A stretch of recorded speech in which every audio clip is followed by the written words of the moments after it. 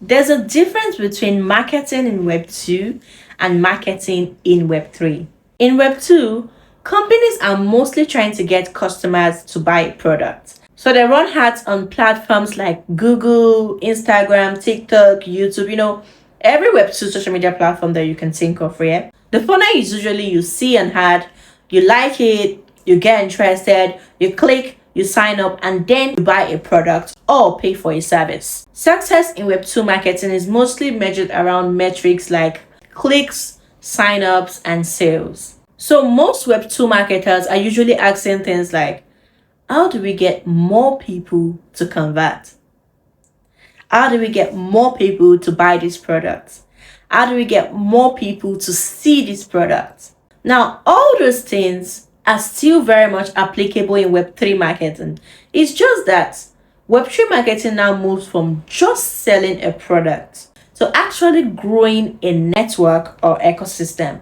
So instead of just customers, you're trying to get people to do things like hold a token, use a product on chain, join a community, create content, building a platform, and so on. You're really targeting things around participation, right? You're trying to grow a network. So instead of just selling a product, the goal now becomes discover first, trust second, getting people to perform an on-chain transaction, building a community, and your community advocating for your platform. So most Web3 marketers ask questions like, how do I get the right people to join and help grow this network? Stickiness is very important in Web3 marketing.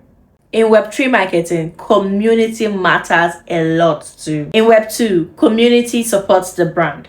But in Web 3, community is often the brand itself. Without the community, the brand is nowhere. You see token holders, builders, creators, all of them together makes up the community, and that community is what makes a platform solid in Web 3. So basically, the major way to look at Web 2 marketing versus Web 3 marketing is that Web 2 marketing mostly sells access to a product, while Web 3 marketing sells participation in a network. Now, as a Web 3 marketer, that's something that you must pay attention to. You must be able to pay attention to the difference between hype and actual growth. As a Web 3 marketer, you should be aiming for actual growth for any platform that you're working on, right? Or any brand that you're working with.